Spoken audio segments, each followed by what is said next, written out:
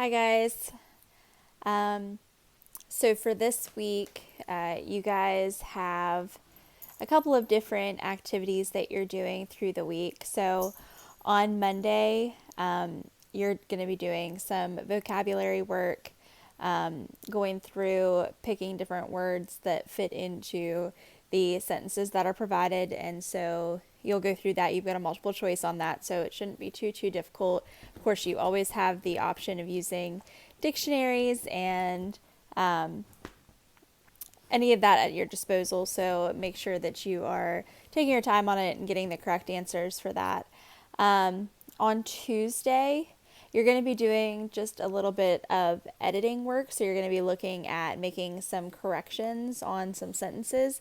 So Miss Police and I have put together a couple of different sentences and made them incorrect. And so you're going to go through and you're going to fix them. So that's going to be what you do on Tuesday. Now, Wednesday, you're going to watch a short video on YouTube. It actually won an Oscar for short film, and it's called Hair Love. Okay, so some of you may have already seen this, some of you may not have. It's not very long, like we said, but after watching that, you are going to go through and answer just a couple of different questions about the video itself, and all of that will make sense once you've watched the video on YouTube. And then on Thursday, I'm going to go ahead and read the article to you in this video, just so you can hear my voice on it. If you're struggling to read, if you're having to read off of a tiny device like a phone, I'm going to read this aloud to you. You can follow along, and then you can go through and do the exercise that is attached to it, okay? And then on Friday, what you're going to do is you're going to do a little bit of a reflective writing. So you're going to kind of look back at what we've talked about, what we've learned over the week, and then you're going to make that into a almost like a journal entry. Okay, so some sort of reflective look at things over the week that you're going to then turn into us, and we're going to take a look at ourselves. Now, since right after this coming week, that following week would have been just a 3-day week that would have led us into spring break. The state has said that we are continuing the same school schedule right now. So with that being said, that would mean that you would have only been in school Monday through Wednesday of that week. So Monday the 6th, Tuesday the 7th, and Wednesday the 8th would have been the only days that you would have been in school that week. And then you would have had off Thursday because we had a professional day, Friday for Good Friday, and then the following week after Easter was going to be your spring break. And so that's going to continue to stay the same. We're not going to be putting out any work during that week. So we went ahead and on your lessons for this week, we went ahead and just put on the 6th, 7th, and 8th on that. Now, of course, those again won't be due until after the 8th. Okay, so I have mine due Sunday. Miss Police might have hers due on another day, so you'll have to check with her if you have her for class. But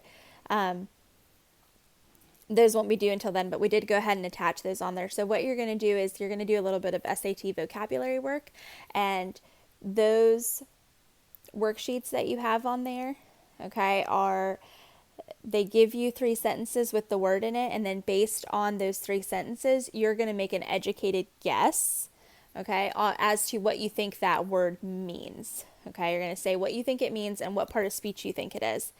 You're going to go through and do all that. You can go and do that for Mondays and then for Tuesdays. And then you're going to go back afterwards and you're going to actually look up the real definition and put that on there. Okay. And then you can just highlight whatever ones you got correct from your guess. And you're going to get points for it regardless. So don't worry about that. We just kind of want to see how good you are at your reasoning skills, all right? Looking at those sentences and saying, oh, okay, based on these, I know that this word must mean this, all right? So that's what you're going to be doing for that. And then on Wednesday is your Wednesday assignment for April 8th. you're going to be taking those words that you've already looked up the definitions for, and you are going to be making your own sentences using those words correctly. Okay, there are only 15 words, so it's 15 sentences. Not anything too complicated, but of course, if you have any questions on any of that, know that Miss Police and I are here. Reach out to us in whatever way you can, and we will try to help you to the best of our ability remotely. Okay, so I'm going to go ahead and read that article out loud. It's not very long, but I'm going to be looking back and forth between my computer screen and my phone where I'm recording, so try not to be too distracted by me looking back and forth, but I'm going to try to, as much as I can, maintain eye contact with the camera.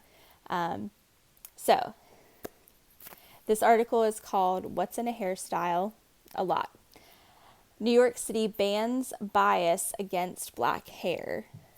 All right, so we can already tell from the article that this has some sort of racial implication to it. We know that it has to do with hair, and we know that it has to do with New York City. So we know it's a bigger area with a lot more diversity, different things happening as far as their legislature than here. And so it's going to be interesting to see kind of what their take on this is going to be. All right. In what may be a first in the country, New York City banned policies and practices that penalize black people based on the texture and style of their hair, saying such actions violate their human rights and are against the law. The New York City Commission on Human Rights announced February 18th that it is issuing guidance stating that the same law that prohibits discrimination based on race, gender, or religion applies to hair, an extension and intrinsic part of black identity. One of my favorite photographs of President Barack Obama is him in the Oval Office leaning down to allow 5-year-old Jacob, Philadelphia, to touch his hair, and how powerful a message of affirmation that was, said New York City Human Rights Commissioner and Chairwoman Carmelyn Morales. As we were developing the guidance, we had a lot of conversations about the harm that is done to people when they are stigmatized and controlled in regards to who they are and how they move through space. Today, being President's Day, buoys our hope that legislatures will take notice.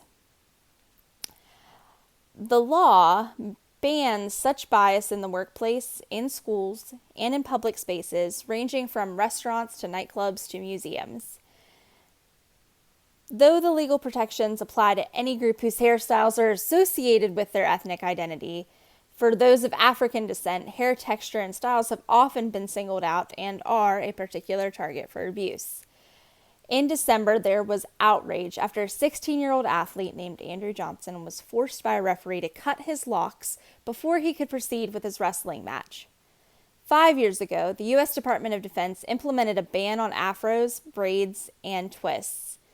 It reversed the policy after a backlash. Brittany Noble Jones said she faced hair discrimination when she was fired from her job as an anchor with WJTV in Jackson, Mississippi last year. She alleged that wearing braids on air triggered an internal performance reviews and ultimately her termination. Noble Jones, who's based in New York, called the City Commission's announcement huge. The fact that we have been worried about this all these years is one thing, but I'm very excited that we can move forward and rock our hair and wear it the way God intended us to wear it, she said. WJTV and its parent company, Nexstar, responded in a statement that they maintain a strict zero-tolerance policy which prohibits harassment, discrimination, or retaliation of any type.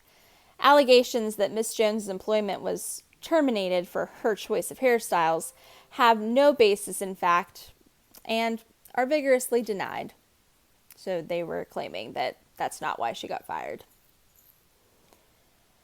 The New York City Commission said it is looking into 7 cases in which black workers say they were targeted based on their hair, from being threatened with termination if they did not stop wearing locks, which the employer deemed unclean, to being made to pull their braids back though their co-workers were allowed to wear their hair down. Such complaints, along with a litany of incidents around the country in which black workers and school children have been harassed because of their hair, prompted the commission to clarify that the city's law against discrimination applies in those instances. "This is big," said Nola E. Brooks, professor of Africana Studies at Cornell University. "Hair is connected to civil rights and needs to be protected. Black hair has had a symbolic potency in the USA since the 1800s and has been a stand-in for a kind of black identity that doesn't want to assimilate. It's at the moment of when you had large numbers of African Americans leaving enslavement and the Great Migration, so there were more contact between communities on equal footing," Brooks said. "The narrative is, you just don't look civilized. You just don't look professional." Natural hair became a powerful symbol of pride and militancy during the Black Power movement that emerged in the 1960s. "It's less about fitting in," Brooks said. "I'm proud how hair grows out of my head." So basically, what New York City did then is they made sure that it was clearly understood that, you know, racist comments, harassment, connected to racism, discrimination in the workplace based on racism, was absolutely not going to be tolerated, and that included hair. Okay? It seems so strange to walk up to a person and say, "I'm sorry, you can't have your hair like that, but you over here, you can," just because it's a different texture, a different styling, a different color. So they were very clear in saying that, yes, this counts. You can't make someone with this type of hair have to do something different than this type of hair. So it was a big deal, and it took a very long time. I mean, this is just this year that they've had to come out and actually say this because of all this discrepancy and misunderstanding of what could and could not be done, and just the plain out ignorance in thinking that locks are dirty to begin with. I mean, it takes a lot of work to get hair to look like that. I mean, it's not dirty, and it's not untaken care of. So it's definitely something to look at and to discuss, and it's good that this is being made to move forward in this pace. Okay, so what you are going to do for this article on Thursday is you are going to write a paragraph in which you consider how political issues can be brought to life by artistic or entertainment pieces, like the video that you're watching that goes along with this. How does hair love help to aid the problems discussed in this article? Can you think of other pieces of art or entertainment that were created alongside political or social movements? So can you think of any other time where there's been artwork or a video or something along those lines, a song even, that was used in tandem or in connection to a political or social movement that helped to progress that into a more public eye and to get more people focused on it so that people could make that change that was necessary? So be thinking on that. Again, it's just a paragraph, so make sure that you are getting that typed up, written up, and sent in to us as soon as you get it completed. And if you have any questions about things for this week, please make sure you reach out to either myself or to Miss Belize, and we will definitely help you out.